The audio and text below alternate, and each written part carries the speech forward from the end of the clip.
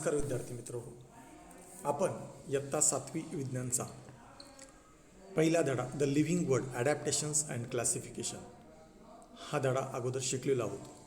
परीक्षेच्या दृष्टीने याची आपण थोडक्यामध्ये उजळणी रिव्हिजन घेऊया.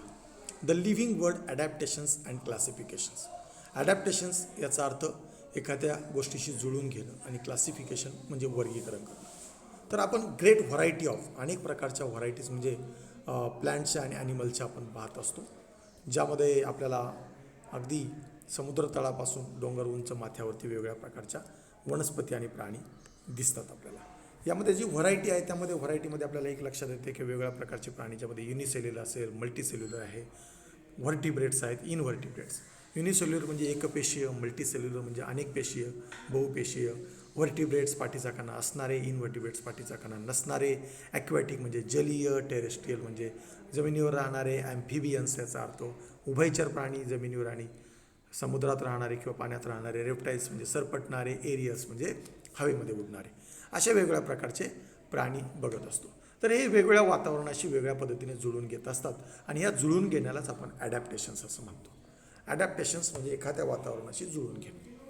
आता ॲडॅप्टेशनची व्याख्या दिली, gradual changes occur in the body parts and also in the behaviour of organisms which help them to adjust their surroundings. Such changes are called adaptations. Gradual changes म्हणजे त्याच्यामध्ये हळूहळू वर्षानुवर्ष लाखो वर्षामध्ये बदल झालेले असतात in the behaviour of organisms, एखाद्या सजीवाच्या, आणि त्या सराउंडिंगमध्ये राहण्यासाठी त्याच्यामध्ये जे बदल झालेले असतात त्याला आपण ॲडॅप्टेशन्स असं म्हणतो. आणि त्या सराउंडिंगमध्ये तो राहू शकतो. म्हणजे एखादा पाण्यात राहू शकतो, पाण्यात राहण्यासाठी बदल झाला, जमिनीवर राहू शकतो, झाडावर राहू शकतो, किंवा इतर ठिकाणी वातावरणात तो राहू, त्या ठिकाणी त्याच्या शरीरामध्ये झालेले जे बदल आहेत त्याला आपण ॲडॅप्टेशन्स असं म्हणतो. At the first we are going to learn about the adaptations in aquatic plants. Aquatic plants म्हणजे काय? जलीय वनस्पती. जलीय वनस्पतीमध्ये काय काय बदल झालेले? काही वनस्पती या पाण्यामध्ये राहतात. पाण्यामध्ये राहताना त्यांच्यामध्ये काय बदल झालेले? तर आंब्याचं झाड आहे. आंब्याचं झाड आहे काय पाण्यात राहत नाही, परंतु पाण्यामध्ये राहणारं कमळ असेल, जे त्या लोटस असेल, तर त्याच्यामध्ये काय बदल झाले? तर आपल्याला लक्षात येतं मुख्यतः त्याच्यामध्ये झालेले बदल जे आहेत, त्याचे जे स्टेम्स असतात सबमर्ज इन द वॉटर, पाण्यामध्ये ते आपल्याला सबमर्ज म्हणजे बुडालेले दिसतात, किंवा त्यांची पानं फ्लावर्स किंवा लीव्ज हे फ्लोट ऑन सरफेस, पृष्ठभागावर पाण्याच्या हे केलेले असतात. काही रूट्स असतात नॉट अँकर टू द सॉईल, जमिनीशी घट्ट नसतात. त्यांच्यानंतर aquatic plants are covered with wax layer, त्यांच्यावर मेनचं थर असतो, त्यामुळे पाणी त्या पानांवरती थांबत नाही. त्यांचं जे स्लेंडर लाईक आणि थिन रिबन लाईक त्यांचं बॉडी असते. तर अशा पद्धतीने त्यांच्यामध्ये काही चेंजेस झालेले असतात. तरंगणाऱ्या ज्या वनस्पती असतात त्यांच्यामध्ये इयर स्पेसेस म्हणजे आतमध्ये खोडांमध्ये असे पोकळ असतात, त्याच्यामध्ये हवेच्या स्पेसेस असतात इथं दाखवल्याप्रमाणे, की जेणेकरून त्या पाण्यावर तरंगतात. हे पाण्यामध्ये राहणाऱ्यासाठी त्यांच्यामध्ये बदल झालेले आहेत. पुढचा मुद्दा आहे ॲडॅप्टेशन इन डेझर्ट प्लांट्स, वाळवंटामध्ये राहणाऱ्या वनस्पती. इथं कॅक्टसचं चित्र दिलं आहे. तर डेझर्ट प्लांट्समध्ये आपल्याला मुख्यतः काय दिसतं, की they are mainly leafless. Leafless म्हणजे खूप कमी पानं असतात, पानांमधून व्हेपर पाण्याची वाफ ही बाहेर पडते आणि म्हणून ते लिफलेस असतात, किंवा त्यांना पानं फार कमी असतात आणि त्यांना निडल लाईक थॉर्न्समध्ये त्याचं रूपांतर असतं, काट्याचं पानांचं रूपांतर काट्यांमध्ये झालेलं असतं, की त्याच्यामुळं कमीत कमी पाण्याचं इव्हॅपोरेशन होत असतं. कारण वाळवंटामध्ये पाण्याची खूप दुर्भिक्ष असतं, कमी पाणी असतं.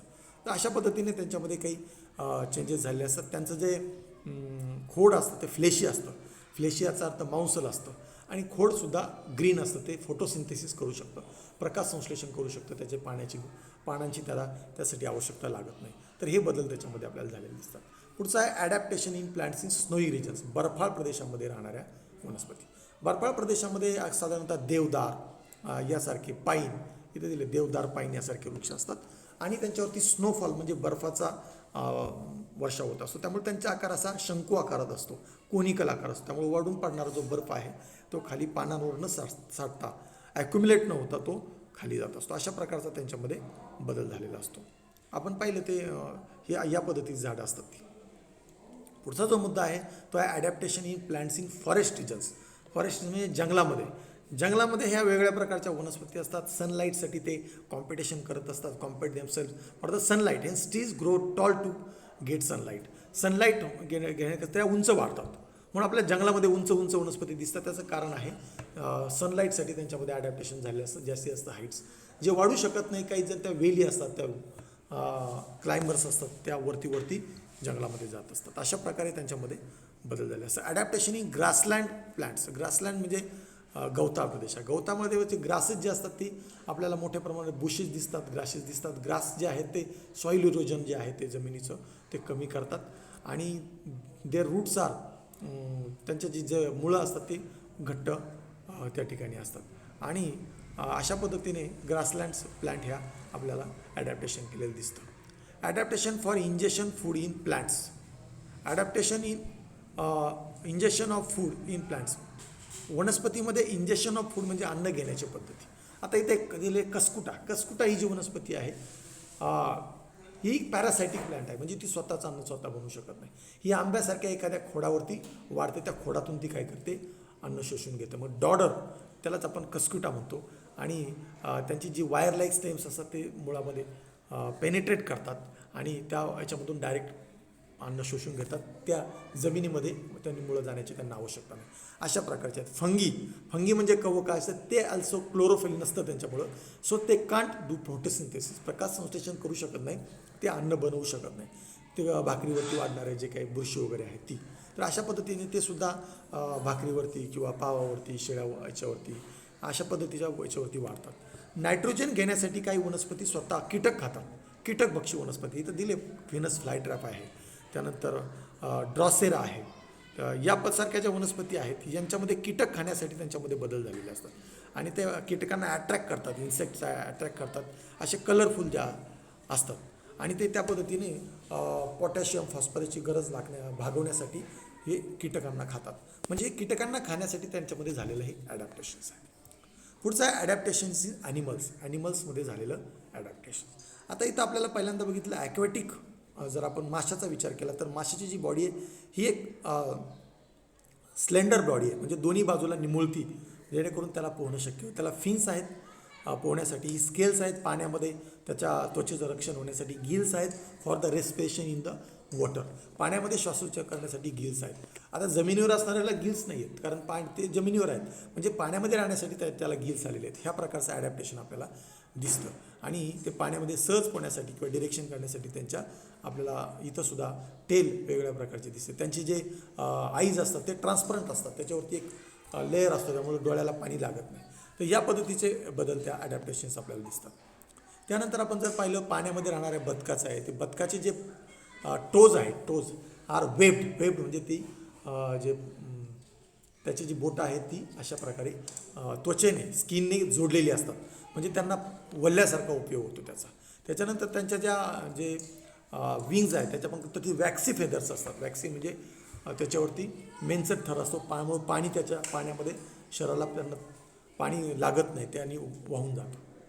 पुढचं आहे adaptation in forest grassland animals. ते फॉरेस्टमध्ये राहतात, गवताळ प्रदेशात राहतात. मध्ये लायन आहे आणि डिअर आहे. तर लायनचा विचार केला तर त्यांचे जे टीथ्स आहेत तर लायनचे टीथ स्ट्रॉंग असतात. मग ते वाईल्ड डॉग असेल, फॉक्स असेल, टायगर असेल, त्यांचे टीथ कॅनाईन शार्प असतात. त्यांना कशासाठी टीथ शार्प येतं, त्यांना शिकार करण्यासाठी. टायगरचे पॉज जे असतात ते असे वेगळ्या प्रकारचे पंजे असतात, ते कॅप्चर करू शकतात. कार्निवरस आहेत ते, त्यामुळे ते त्यामध्ये त्यांच्यामध्ये हे बदल झाले. ते फास्ट रन करू शकतात, they can run fast to catch their prey, त्यांचं भक्ष्य करण्यासाठी. त्याच ॲट द सेम टाईम डिअरमध्ये पण सुद्धा deer can run fast. Deer अतिशय वेगाने पळतो. देअर जे आईज आहेत डिअरचे ते त्यांना अशा साईडला ह्या बाजूला थोडेसे तिरके, त्यामुळे ते ॲट ए टाईम पाठीमागं सुद्धा बघू शकतात. हे त्यांच्यामध्ये झालेलं ॲडॅप्टेशन आहे, म्हणजे ते त्यांची शिकार होऊ नये यासाठी ते स्वतःचं संरक्षण करू शकतात. ते उंच उड्या मारू शकतात, लाँग रनिंग करू शकतात. हे त्यांच्यामध्ये झालेलं ॲडॅप्टेशन आपल्याला दिसतं. आता पुढचा मुद्दा जो आहे तो आहे adaptation in desert animals. Desert animals म्हणजे वाळवंटी प्राण्यामध्ये झालेलं बदल. वाळवंटामध्ये जर मुख्य प्राणी येतो आपण बघूया कॅमल. कॅमलची जी स्किन आहे थिक स्किन आहे, त्यामुळे त्याचे वॉटर व्हेपर पाण्याची वाफ ही बाहेर जात नाही. त्यांचे जे आहेत कुशन लाईक फूट आहे, त्यांचे कुशन लाईक फूट म्हणजे गादीसारखे तळवे आहेत, त्याच्यामुळे ते वाळवंटामध्ये ऋतू शकत नाही. पाण्यामध्ये जर किती पाणी जर लगेच मिळालं नाही तरीसुद्धा तो प्राणी त्या ठिकाणी राहू शकतो. तर त्याच्यामध्ये हे बदल झालेले असतात. आपल्याला फोल्ड ऑफ स्किन्स त्याच्या नॉस्ट्रिल्सवर म्हणजे त्याच्या नागपुड्यांवरती आपल्याला दिसून येते. हे चेंजेस आपल्याला त्या ठिकाणी दिसतात. Adaptation in snowy regions. Snowy regions म्हणजे बर्फाळ राहण्यामध्ये प्राणी जे आहेत त्यांच्यामध्ये आपल्याला मेनली दिसतं की त्यांच्या स्किनवरची लॉट्स ऑफ हेअर्स, खूप केस असतात आणि त्याच्यामुळे त्यांना थंडी वाजत नाही. इथं म्हटलं आहे त्यांनी त्या बॉडी जे कलर आहे ते जे स्किन आहे आता आपण हे पाहिलं तर त्यांचा कलर हा मिळता जुळता असतो त्या बर्फाशी आणि त्या ठिकाणी पोलर रिजनवरती व्हाईट असतात मुख्यतः.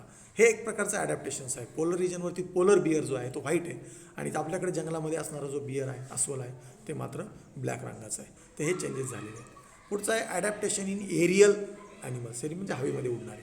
हवेमध्ये उडणारे जे बर्ड्स आहेत त्यांच्या पुढच्या 2 पायांचं रूपांतर विंग्स म्हणजे आपल्याला पंखामध्ये झालेलं आहे. 4 लेग जे आहेत ते त्याचं पंखामध्ये रूपांतर आहे. त्यांचं बॉडी वेट लाईट आहे. इन्सेक्ट्स असतील किंवा बर्ड्स असतील बॉडी वेट लाईट्स आहेत. त्यांची बोन्ससुद्धा ही हॉलो असतात. हॉलो म्हणजे बोन्स आर हॉलो म्हणजे ते पोकळ असतात त्यांचे. हे त्याच्यामध्ये बदल झालेले आहेत. तर अशा पद्धतीने त्याच्यामध्ये जे काही बदल झालेले आहेत, जे नखे इथं क्लॉज दाखवले आहेत, त्या क्लॉजमुळे ते घट्ट फांदीवर पकडू शकतात किंवा त्यांचं भक्ष्यसुद्धा घेऊ शकतात. रेप्टाईल्समध्ये काय ॲडॅप्टेशन झाले तर सरपटण्यासाठी त्यांना त्यांच्या बॉडीमध्ये चेंजेस झालेले आहेत. लिझार्ड असेल, क्रोकोडाईल असेल, आपल्या घरातली पाल असेल तर ते असे कुठेही चालू शकतात, सरपटू शकतात, असे त्यांच्यामध्ये बदल झालेले आहेत. स्नेक तर विदाऊट लेग्स हे करू शकतो. तर त्या पद्धतीचे मसल्स त्याला दिलेले आहेत. Adaptations for food in animals. प्राण्यांमध्ये वेगळ्या प्रकारचे ॲडॅप्टेशन झालेले आहेत. आपल्याला इथं दिसतं की हा स्नेक आहे त्याचं माऊथ खूप मोठं होऊ शकतं. तो साधी गिळू शकतो. या ठिकाणी याची चोच मोठी आहे कारण तो फळं खाऊ शकतो. एखादा कठीण कवचाचं फळ फोडू शकतो. या पद्धतीने स्नेल्स आहेत, गोगलगाई हे त्याच्या कवचामध्ये राहील कारण तिचं शरीर खूप नाजूक आहे त्यामुळे तिला बाहेरून शेल आहे. तर ह्या पद्धतीचं हे तर बटरफ्लायला सोंड असते तिथे ते शोषून घेऊ शकतं. हे चेंजेस आपल्याला त्याच्यामध्ये दिसतात. या पद्धतीचे वेगवेगळ्या पद्धतीचे चेंजेस दिसतात. आणि डार्विन्स याने हा एक डार्विन या शास्त्रज्ञांनी एक हे सिद्धांत मांडला होता, सर्व्हायव्हल ऑफ द फिटेस्ट. म्हणजे तोच जगू शकतो जो जगण्यासाठी फिट आहे, ज्याच्यामध्ये बॉडीमध्ये चेंजेस आहे आणि तो ॲडजस्ट करू शकतो अकॉर्डिंग टू द सराउंडिंगच्या दृष्टीने.